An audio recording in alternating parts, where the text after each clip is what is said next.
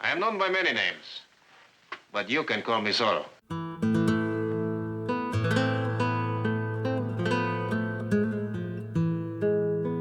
Guy Williams was one of the most charming, professional men I've ever had the pleasure of working with. He was a Latin gentleman with a wicked sense of humor who made women feel extremely feminine. Senor. He lit up the set when he came on it. Everybody said, hey, there's Zorro. Guy was so much like the Zorro character. It seems like from the time he was born, it was almost like the stage was set for him to be Zorro.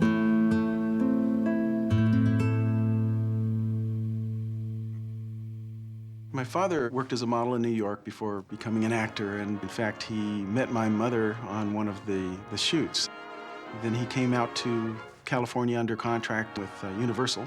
He did a few parts that were promising, but it just wasn't really taking off.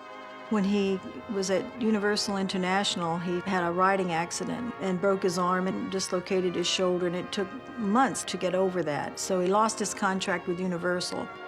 To rehabilitate himself, he took up fencing. While he was recovering, this call came from his agent to go audition for Zorro. There were numerous interviews for the part of Zorro, and every actor in Hollywood was in the offing. And he and my mom would go and park the car up in the hill above Burbank, and they'd watch the set being built, still not knowing who was going to be Zorro. And my mom remembers him saying, I'm going to get that role. And sure enough.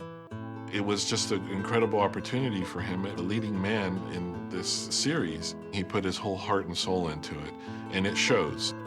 My dad had a great relationship with Walt. They would discuss scenes and how they would be played, and Walt would give great deference to my dad's position on the role. A lot of those scenes were improvised, especially Gene and my dad. When Guy first started filming Zorro, he wasn't sure how to do the accent. Comandante, as a citizen, I wish to clear myself of all suspicion. I demand to be questioned. He was rehearsing, and Walt was watching. And Guy said, I'd finish a scene, and I'd look over at Walt, and he'd motion, you know, can you bring it down a little? So he said I'd bring the accent down a little bit. My dear son, it is with a heavy heart that I ask you to give up your studies and come home.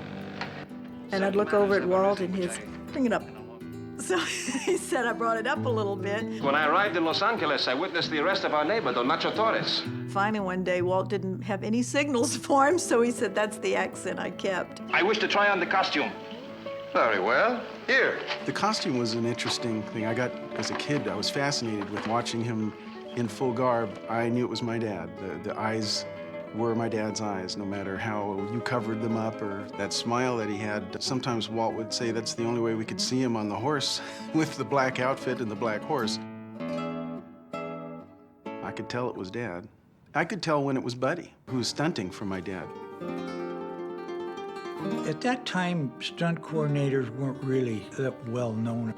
I'd confer with the director, and he'd say, Buddy, what do you think about coming off of there, off to that ledge and down? I'd look at it and I'd say, yeah, I can do that. And I'd climb up there and I'd look down and I'd say, ah, damn, what did I get myself into? Fred Cavins, who was the fencing instructor, asked me if I'd like to learn how to fence. And I said, sure. So they started casting some of the actors who he was going to fight with about my size, so that I would double the actor and fight with Guy. Doing some of the foot chases up on the roofs and things like that, the cape definitely became a problem, and sometimes I would shorten the cape up with some pins so that I wouldn't step on it, because I'd had that happen several times, and then next thing that hit the ground would be your head. When you had to do your horse thing and do a transfer to another wagon or bulldog a guy off a horse, you had to be very careful about it, because I'd hung up on that cape a few times and then you'd have a wreck. More people were hurt and maimed around horses and wagons in the business than any other individual thing. We were lucky. They used to film all of the high-action scenes on Fridays so that if there had been an injury, they'd have the weekend to recover. And a lot of times, the guy might do the stunt himself, but if it was jumping over the balcony and going down 8 or 9 feet, He'd do a close-up of starting or something, and then I'd go do it, and they'd cut it in. I was expendable. He wasn't. Buddy and my dad would practice the fencing routines on the front lawn at the house. Janice was a great cook, and so I always got a free lunch up there. When fans would approach my dad, he lit up a little bit when he did the Zorro parades at Disneyland. Talk about fun. They'd put us up at the Disneyland Hotel and then put a show on.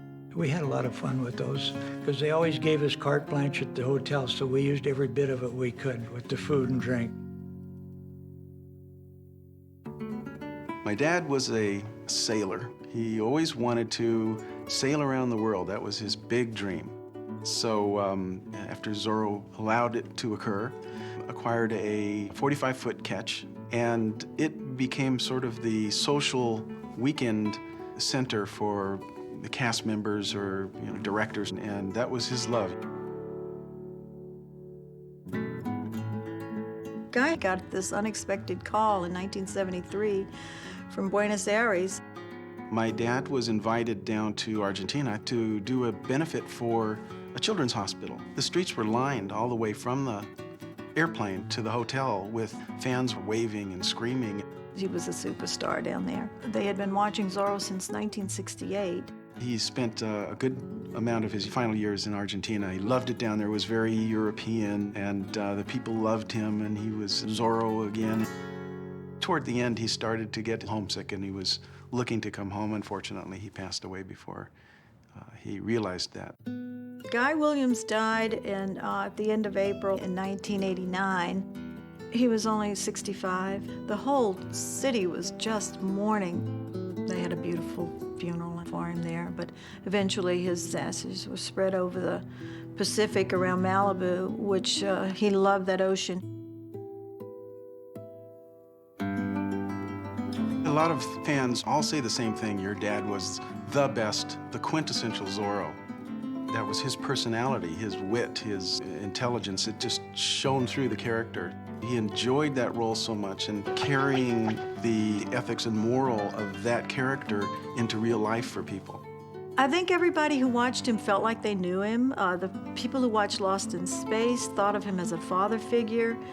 And when they watched Zorro, they felt there was somebody who could protect them. He gave the world so much with that role. Adios, muchachos.